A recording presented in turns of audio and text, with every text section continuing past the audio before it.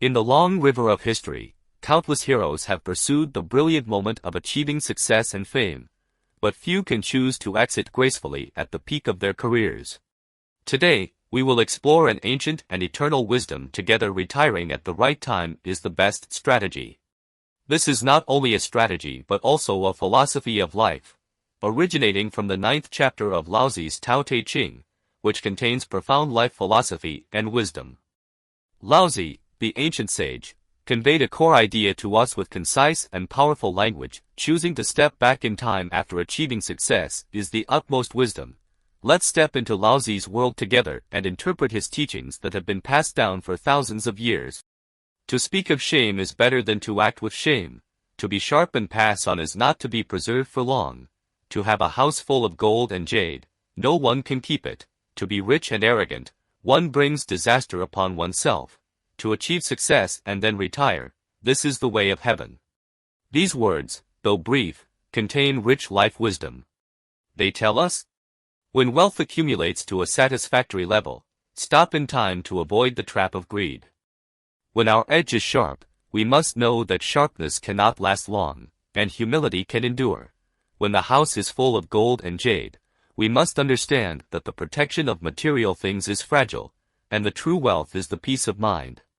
When we are rich and noble, we should not be arrogant, as this will bring unnecessary disasters. After we achieve our goals, knowing when to retire is a wise act that follows the way of heaven. These 5 sentences are not only a summary of the past, but also a guide for the future. They can find countless examples in life, allowing us to pursue success while maintaining a clear mind and a humble attitude. So, let's start with the first sentence and explore the profound meaning of accumulate to satisfaction, better to stop in time. In ancient times, there was a story where Confucius once took his students to visit the temple of Duke Huan of Lu. They saw a lacquer vessel there. Lacquer means slanted. What is a lacquer vessel like? It is like an iron pot shaped like a cup, mounted on an iron rod. When it is empty, it is slanted. The so-called lacquer of the lacquer vessel means slanted.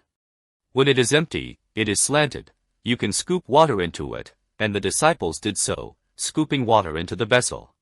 When the water reached the middle, the cup straightened, then you continued to add water, and when it was full, it overturned. This is called being upright in the middle, overturning when full, and expecting when empty. Confucius sighed after seeing this. Where is there anything that can be full without overturning?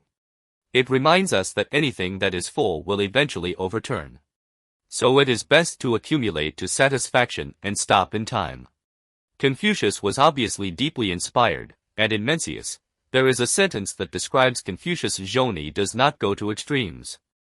It means that Confucius is a person who does not go overboard in anything and knows how to stop in time. This is the first sentence. The second sentence says, sharpness cannot be preserved for long. Some tools or utensils, like long knives and spears, if their tips are honed to a sharp degree, they are as sharp as a double-edged sword and cannot be preserved for long. They are prone to damage and destroy things around them. If you hide it in a cloth bag or belt, it will poke through the bag. It is like when you interact with others. Being sharp and angular makes people feel threatened and pressured, easily attracting the attention and jealousy of others. So Laozi emphasizes blending in with others. If you have light, you should moderate it, and when you see dust on others, you should not completely exclude it. So blending in with others is similar to the meaning of clever and sharp, cannot be hidden here.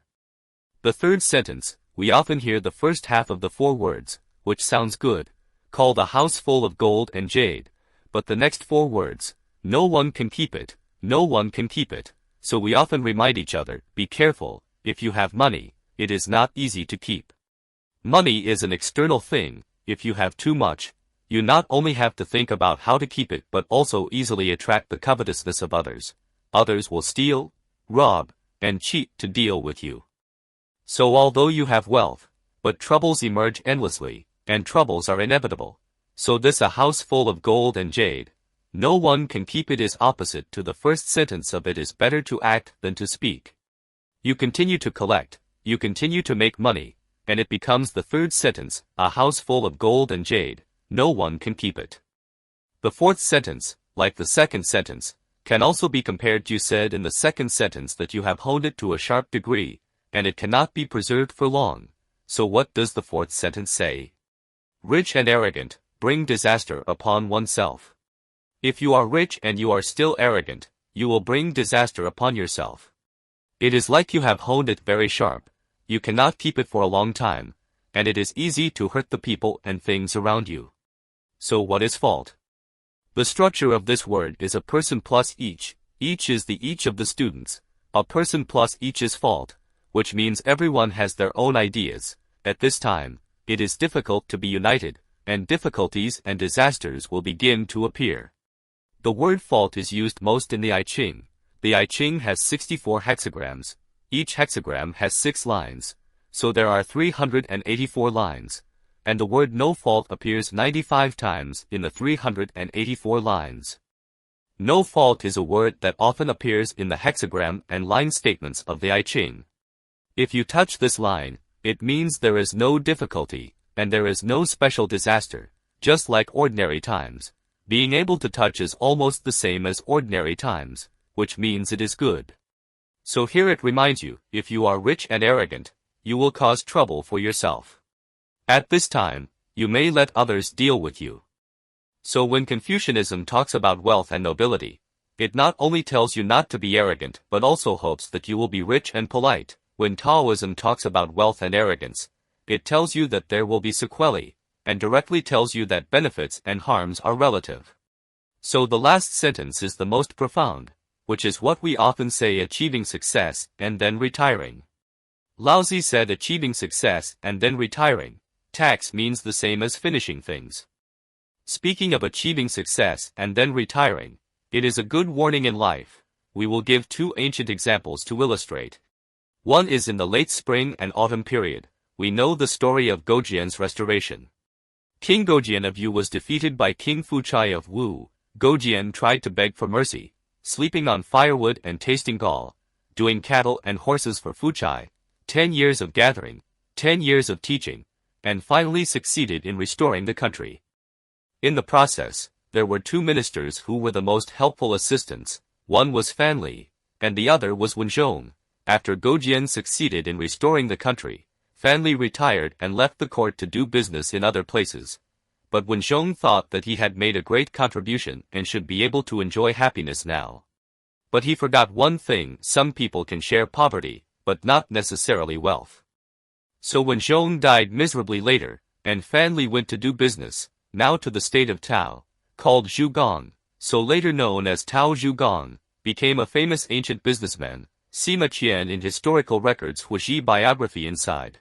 Huaxi represents doing business, making a profit. Fan Li is a representative figure.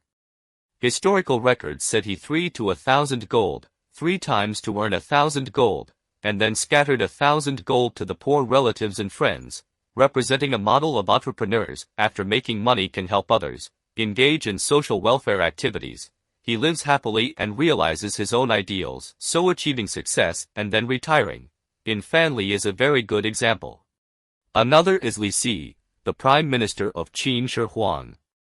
After Qin Shi Huang passed away, Qin heir Shi Huai came to power, and Li Si couldn't fight against the eunuch Xiao Gao, and was finally sentenced to death. Before leaving Qin, Li Si said to his son, "I want to take you to lead the yellow dog out of the east gate of Shanxi to chase the cunning rabbit. Can it be obtained?" Because Li Si was originally from Shanxi in the state of Chu, so he said when he was young out of the east gate of Shanxi, which is equal to the holiday when taking his son to the suburbs to hunt. But now it is impossible, and he is about to be executed. What does this illustrate?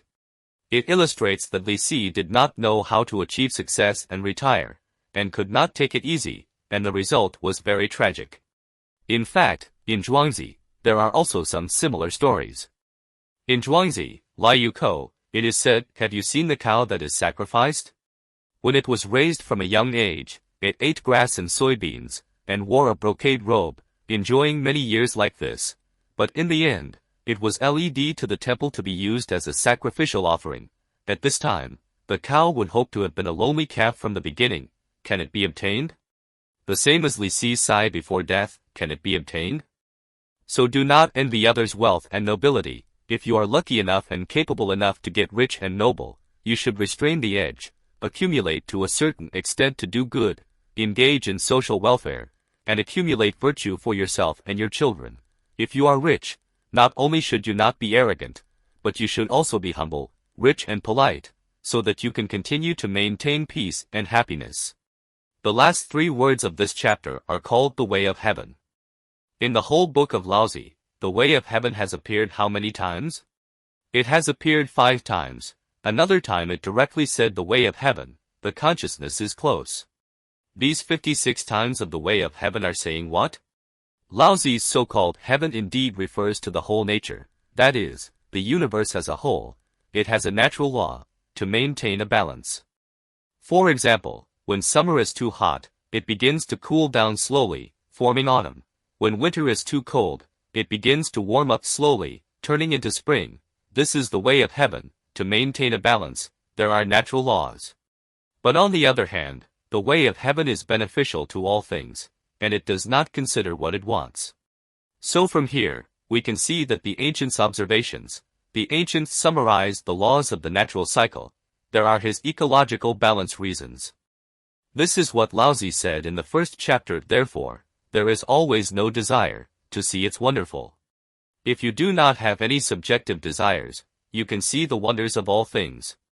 So what have we learned from the 9th chapter of Laozi? We have learned that a person must have a high degree of self-awareness, and what to do when you are in a comparative advantage with others. The 4 sentences I mentioned before are all saying that you have an advantage. At this time you have to look far. Learning from Laozi is easy to find out why he is admired by Western scholars, because Western philosophers are the same, looking at anything, not only looking at the present, but also looking at the long term, from eternity, from infinity. For example, the modern Western philosopher Spinoza has a famous saying, look at any problem from an eternal perspective, and at this time you will find that the current situation should be cherished, good is worth cherishing, bad should be cautious and conservative, and the final result will be more ideal. In the end, it depends on you, whether life can be well preserved. Taoism emphasizes peace and heaven's years. Heaven's years is a person's natural lifespan. In other words, a person should not bring troubles and disasters because of various desires and achievements after birth, causing damage to heaven's years, which is not worth it. Living in the world is a valuable opportunity, and in Taoism, it is necessary to cherish and preserve our natural life. Finally, you can think about the 4 points mentioned before in this chapter: accumulating to satisfaction, honing to sharpness, a house full of gold and jade, and being rich and arrogant, all have his sequelae. I would like to ask which of these 4 points inspires you the most? Not everyone has these 4 situations, so you can compare and think about which point inspires you the most according to your current age, work situation, and comparison with others, and then you can start to cultivate. I would like to hear your opinion.